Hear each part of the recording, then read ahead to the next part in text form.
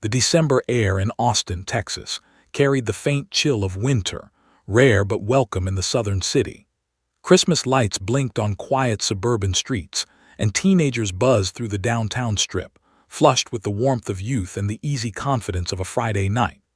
Inside a small frozen yogurt shop on Anderson Lane called I Can't Believe It's Yogurt, four teenage girls, Eliza Thomas, Jennifer Harbison, her younger sister Sarah, and their friend Amy Ayers, were closing up for the night. It was supposed to be a simple shift. A few more customers, a wipe down of the counters, cash counted, lights off, door locked, then home. At 11:47 p.m., a patrol car driving down the road noticed smoke. Within minutes, the yogurt shop was engulfed in flames.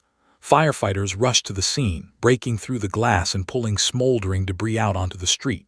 But what they found inside wasn't just a fire scene, it was a nightmare. The smell of smoke mixed with something darker, heavier. And in the back of the store, among the wreckage, were the bodies of four girls. They had been bound, gagged, shot in the head, and set on fire. No one who saw that scene forgot it. Detectives who entered the shop that night described it as one of the most disturbing crime scenes they had ever encountered. The fire had destroyed much of the physical evidence, but what remained painted a picture of chaos and cruelty. The girls had been stacked together in the corner, their bodies burned beyond recognition. It was later discovered that one of the girls, Amy Ayers, the youngest at just 13, had still been alive when the fire started. She had been shot twice. The first bullet didn't kill her. Austin in 1991 was a city in transition, hip, growing, proud of its college town charm, but nothing like this had ever happened there. Within hours, the yogurt shop became the focus of every news broadcast in Texas. Cameras showed the scorched remains of the building, the charred "I Can't Believe It's Yogurt" sign still hanging above it, swinging in the wind like a cruel joke. Parents clutched their children tighter that week. Strangers left flowers at the police tape. And the question everyone asked, who could do something like this, hung in the air like smoke that refused to clear. Detective Paul Johnson, one of the first on scene, said years later that the case felt cursed from the start. "You walk into that room," he recalled in a later interview, "and you know you're looking at evil, real evil. But the thing about evil is, it hides." Investigators combed through what little evidence the fire hadn't destroyed: melted bullet casings, scraps of rope, a few shoe prints in the soot. The register had been emptied. The girls' clothes had been removed. The killer, or killers, had taken their time and then tried to erase every trace of what they'd done. At first, police followed dozens of leads. A suspicious vehicle seen nearby. A man who had made a lewd comment to one of the girls earlier that evening. Teenagers rumored to be bragging about the murders. In the early 90s, forensic science was primitive compared to what it would become. DNA testing was in its infancy, and Austin's crime lab wasn't equipped for complex genetic analysis. The case ballooned to over 500 suspects, and tips poured in from across Texas. Every time police thought they had a lead, it crumbled. The funerals came quickly. 4 caskets, 4 devastated families, 1 community shattered. Reporters packed the church pews, and the city grieved together in disbelief. There was a kind of collective guilt that spread. Austin was supposed to be safe. The yogurt shop was supposed to be a harmless hangout, not the site of horror. Then came the silence. Weeks turned into months, the leads dried up, the case went cold. For years, the file on the yogurt shop murders sat thick and unsolved on detectives' desks. Then in 1999, 8 years after the killings, police made an announcement that seemed to finally deliver justice. They had arrested 4 men: Robert Springsteen, Michael Scott, Morris Pierce, and Forrest Wellborn. All were young men who had been teenagers at the time of the murders.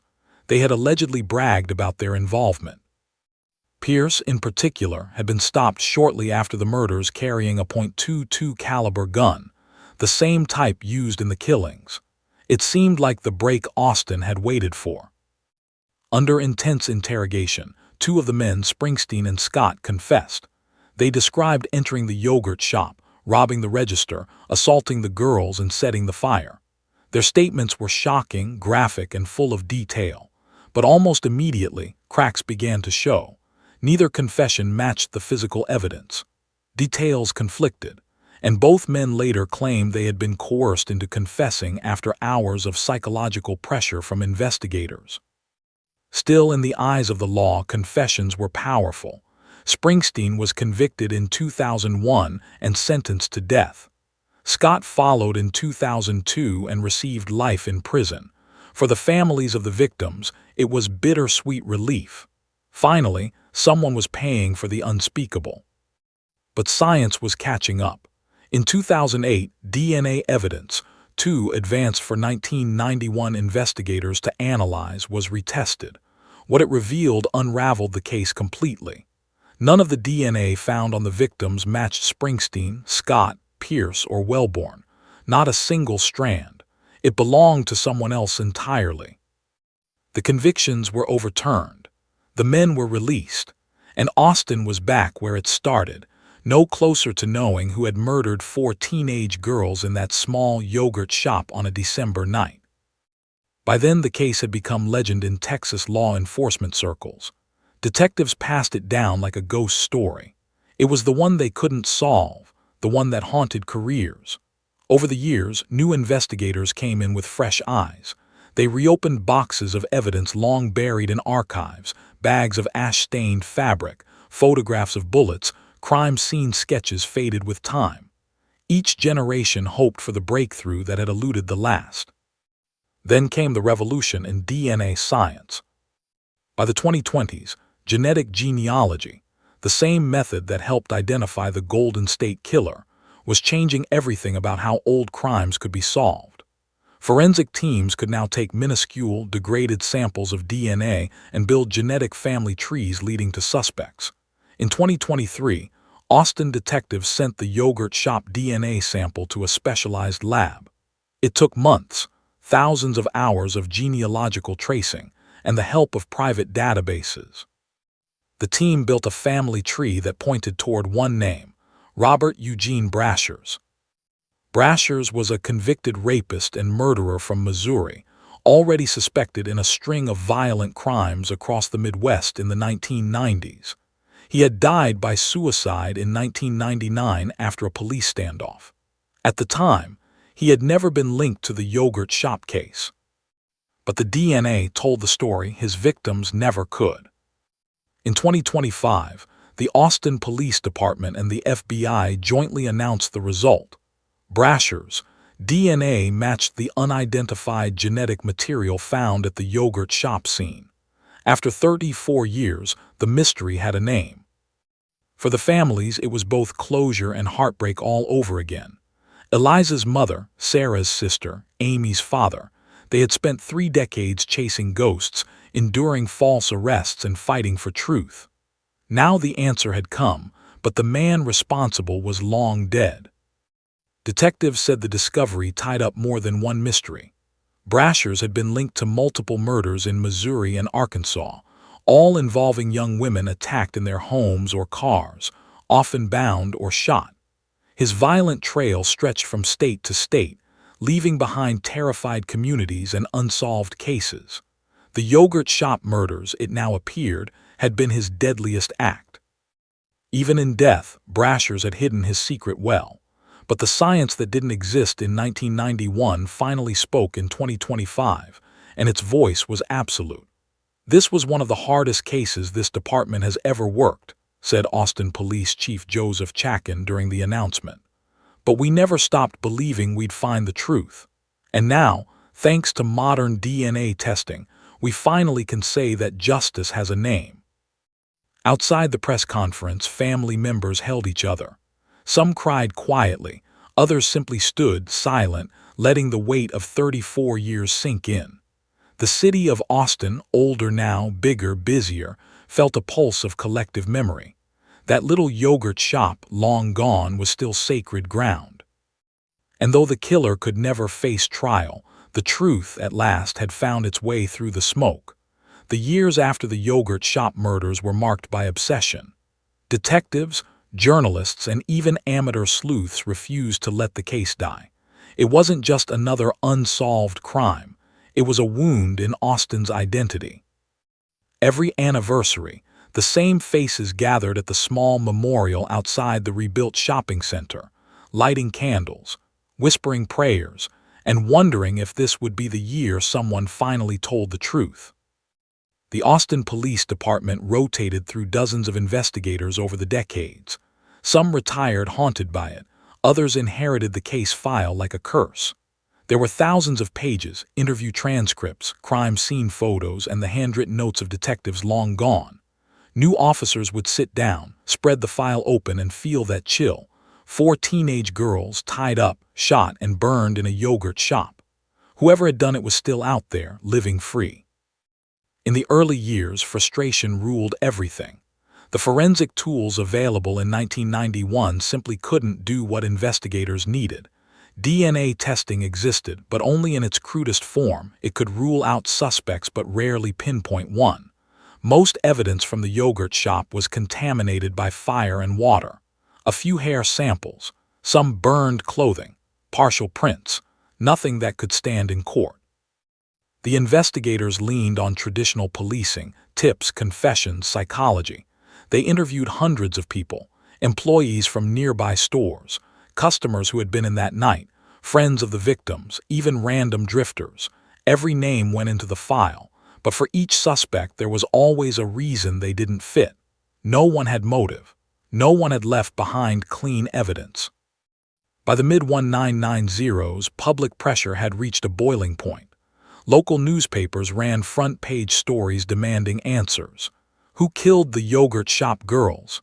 became a headline that haunted every detective on the force. Austin's police chief faced calls to resign, and the families, heartbroken, angry, exhausted, wanted justice, even if it came too late. Then came Morris Pierce. Pierce was a 16-year-old kid at the time of the murders.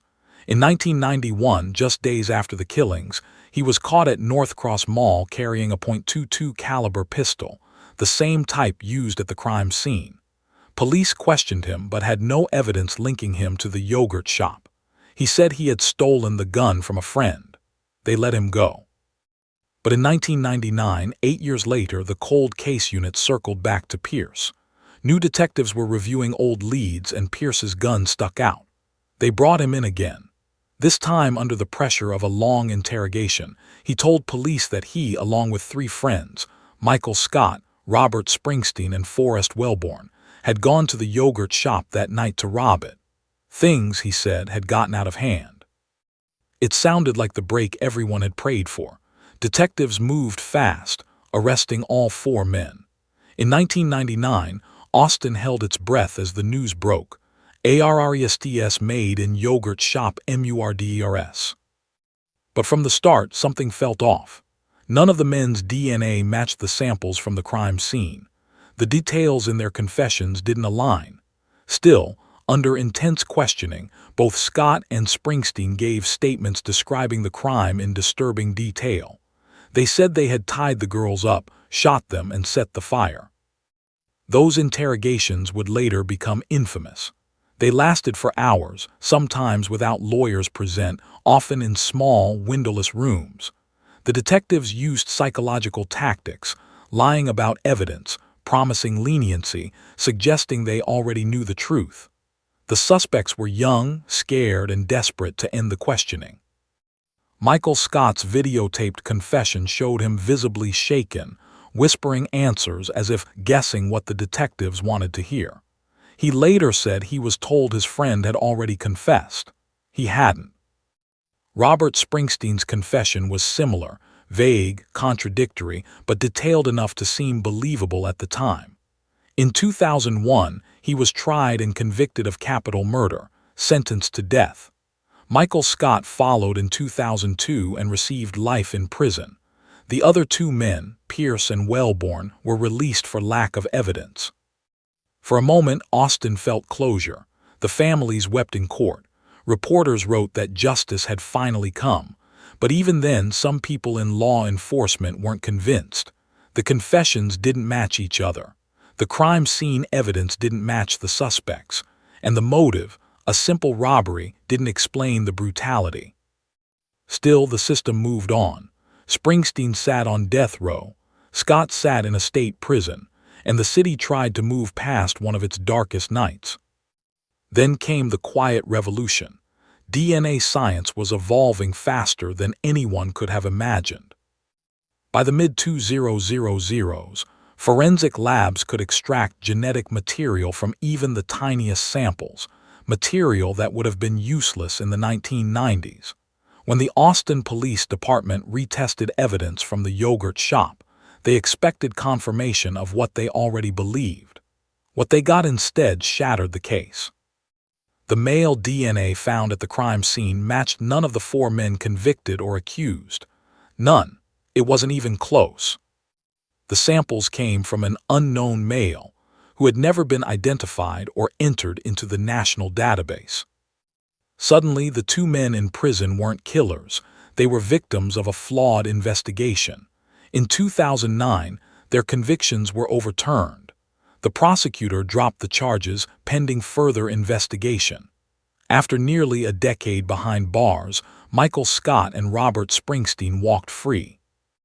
The news hit Austin like an earthquake. The families were torn apart again. They had believed for years that justice had been served, only to discover it had all been built on sand. Some refused to believe the men were innocent. Others accepted that the real killer was still out there. For detectives, it was a professional humiliation. The Austin Police Department had pursued the wrong men for years while the true murderer remained unidentified. Critics accused the department of coercion, tunnel vision, and incompetence. The city settled lawsuits. The case went cold again. But the DNA remained. That fragile thread of truth sat frozen in storage, waiting for technology to catch up. Over the next decade, the yogurt shop case became a symbol of both tragedy and hope. Law enforcement officers studied it in training. Criminal justice students wrote papers about false confessions and forensic failure. Forensic conferences used it as a case study in how not to run an investigation. And through it all, the families endured. They became activists, advocates for cold case funding and reform in interrogation methods.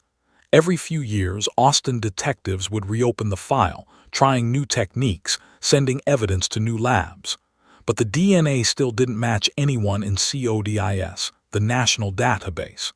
The killer, whoever he was, had never been caught or had never been entered into the system. By the 2010s, technology was changing everything again. The rise of genetic genealogy, the process of using family DNA databases to identify criminals, was rewriting cold case history. When the Golden State Killer was caught in 2018 using this very method, detectives in Austin saw a new possibility. Maybe, after all these years, the yogurt shop case could finally speak. In 2023, that chance came. A new generation of detectives, led by cold case investigator SGT. Brad Harries, submitted the decades-old DNA sample to a private lab specializing in genealogical analysis. It was a long shot. The sample was degraded, the genetic material fragmented by time and heat, but the lab accepted the challenge. Using advanced whole genome sequencing, technicians painstakingly reconstructed enough of the killer's DNA profile to compare it against public genealogy databases. The breakthrough didn't happen overnight. It took months of data analysis, tree building, and cross-referencing thousands of distant relatives. Every new connection was a puzzle piece. Eventually, the web of family matches began to center around one man, Robert Eugene Brashers.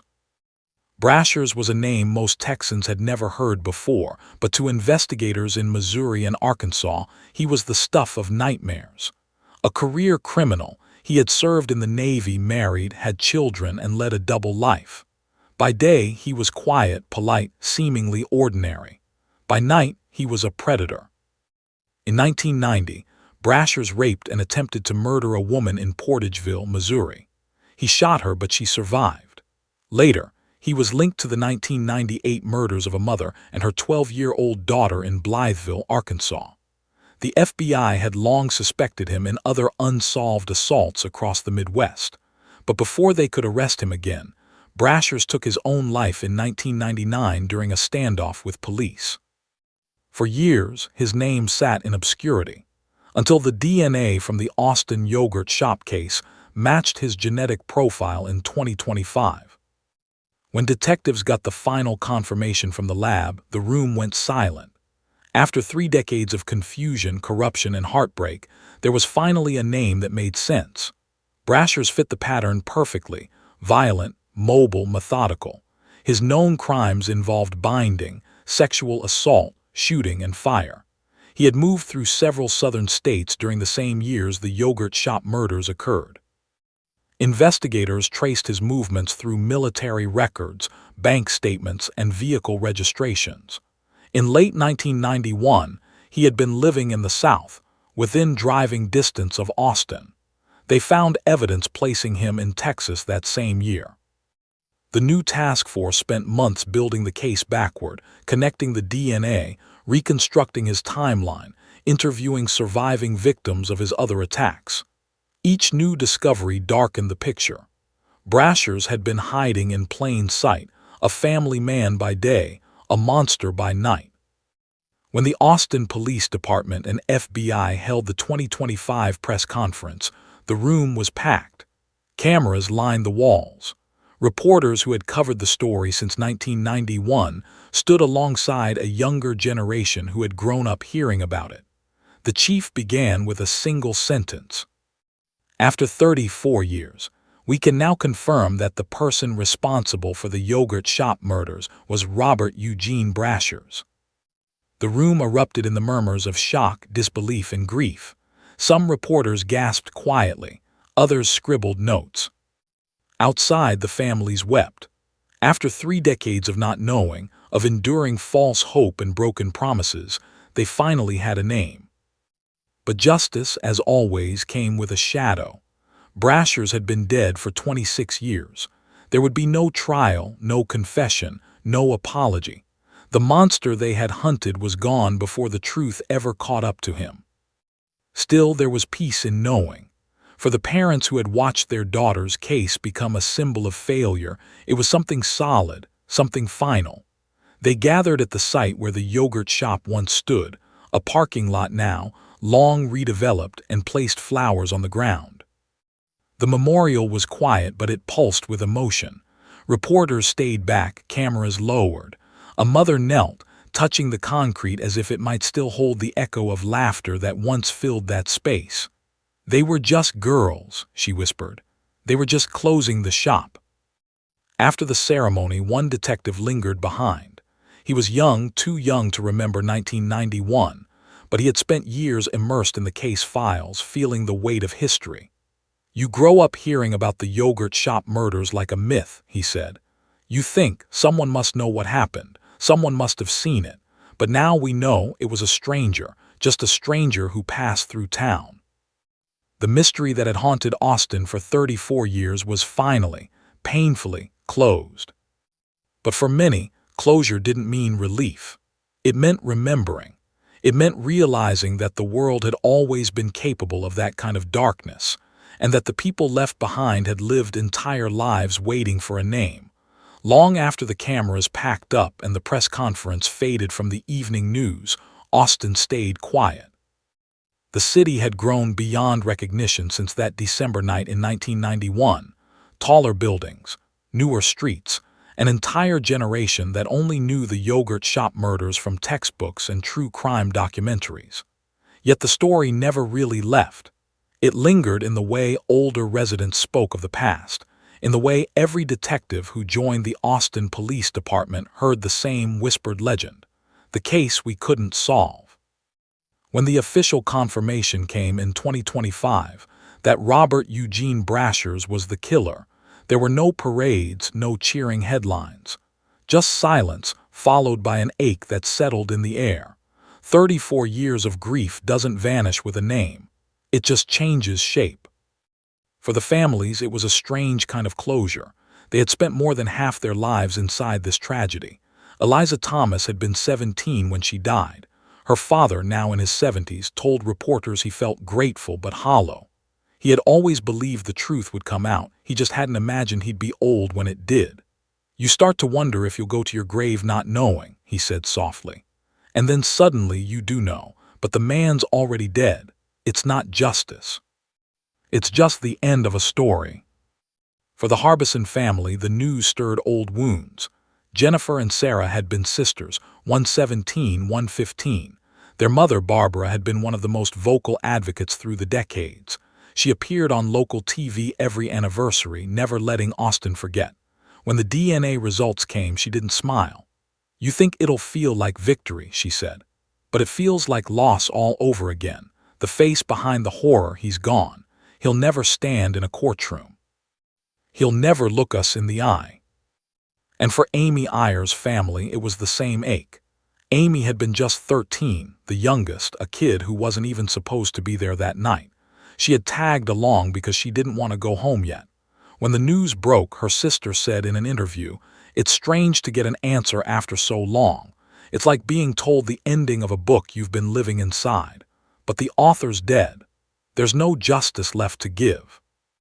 Austin's police department, though relieved, carried its own weight of regret. The cold case team knew that decades earlier. The investigation had gone wrong, terribly wrong.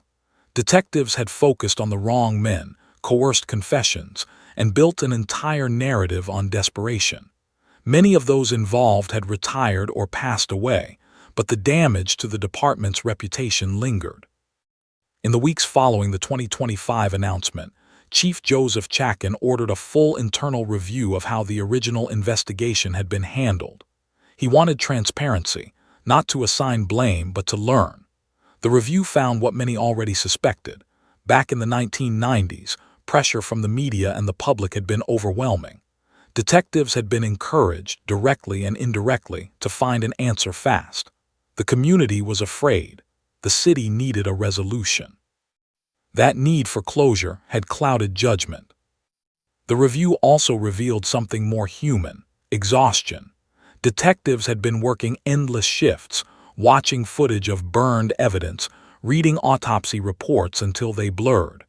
They were human beings trying to make sense of something senseless, and sometimes humans make mistakes, tragic ones. But what redeemed the case in the end was science. DNA technology had evolved from a crude, manual process to an intricate, almost godlike power. The same strands that had frustrated investigators in 1991 became the very key to unlocking the mystery in 2025. It was proof that patience, painful, relentless patience, could bring justice even when time seemed unbeatable. Forensic genealogy had only existed for a few years when it began changing cold case work. In labs across the country, scientists used family DNA from public databases like GEDmatch to trace unknown suspects through relatives, sometimes distant cousins or grandparents. It was controversial, a collision between privacy and justice, but for cases like the yogurt shop murders, it was salvation. In the lab report that identified Robert Eugene Brashers, one sentence stood out in bold.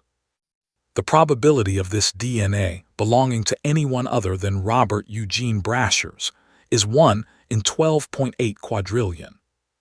That number was almost incomprehensible. It meant certainty. After the announcement, a new wave of interest swept across the country. Podcasts, documentaries, and news specials re-examined the case. HBO, which had produced a chilling true crime series on it years earlier, released a follow-up episode titled The DNA That Spoke. In it, the filmmakers returned to Austin to interview detectives and families. The episode opened with a quiet shot of the empty parking lot where the yogurt shop once stood, the camera panning slowly over the asphalt as a narrator said, "Sometimes justice waits for technology to catch up. Sometimes it takes half a lifetime." Forensic experts in the program explained that the DNA that cracked the case was retrieved from a single fragment of burned fabric and a trace of skin cell preserved beneath melted plastic. It had been tested dozens of times over the decades, each attempt destroying a little more of it, until there was almost nothing left. The final test in 2023 had been a gamble, a last chance before the sample disintegrated completely. The fact that it yielded a result felt almost miraculous.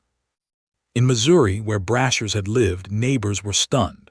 Most remembered him as quiet, polite, unremarkable. He had a wife, 2 children, a small house, and a reputation as the guy who fixed cars and kept to himself. But behind closed doors, he was spiraling. Court records showed arrests for burglary, assault, and sexual violence. Psychologists later described him as a textbook sociopath with an escalating pattern. When the FBI re-examined his background, they uncovered a chilling pattern stretching across multiple states. He was suspected in at least 7 attacks and murders between 1990 and 1998, all involving young women, often killed in similar fashion, bound, shot, and burned. The yogurt shop murders had been the worst, the most horrifying, but they weren't an isolated act. They were part of a chain. His suicide in 1999 ended his own story but froze everyone else. His DNA, locked away in police archives, was eventually entered into the national system, but only partially. At the time, databases weren't as comprehensive as they are now. It took genetic genealogy, a brand new science in the 2020s, to fill in the gaps. Without it, he might never have been caught, not even in death. For Austin detectives, the Brashers revelation wasn't just closure, it was redemption. Some of the older investigators, long retired, came forward to speak publicly for the first time. One former detective said through tears, "We failed those girls for years. But I hope they know we never stopped looking." The case also reshaped how Texas approached cold cases. In 2026, the state legislature passed what became known as the Yogurt Shop Initiative, a law requiring all unsolved homicide evidence to be periodically reevaluated for new testing technologies every 10 years. It created funding for DNA genealogy programs and mandated independent reviews for cases involving potential coerced confessions. The law bore the names of the 4 girls, Eliza, Jennifer, Sarah, and Amy. Their tragedy became a blueprint for reform. Universities studied the case for its forensic and legal lessons. Psychology departments used it to examine the science of false confessions, how stress, sleep deprivation, and manipulation could make innocent people say anything. Law students wrote theses about the failures of early 90s police interrogation methods, and in forensic classrooms, students looked at it as a turning point in the history of DNA technology, a story of how science evolved faster than human judgment. But the most lasting legacy wasn't legal, it was human. In 2025, when the families met with detectives privately before the public announcement, one officer placed the old case files on the table. The folders were yellowed, edges curled, the ink fatting. He said quietly, "This case started before most of us here even joined the force, but we carried it for you. We always carried it." Eliza's father reached out and touched the stack. "Then don't put it down now," he said. "Make sure no one ever forgets." And they didn't. Every December since the 1991 murders, a small group still gathers at the site, now a coffee shop and parking lot, to light candles. Some are family, some are strangers who only know the story. They bow their heads as the names are read out loud. The city traffic hums nearby, indifferent, but in that small circle time seems to stand still. When asked what justice means, decades after such horror, one mother gave an answer that echoed through the years.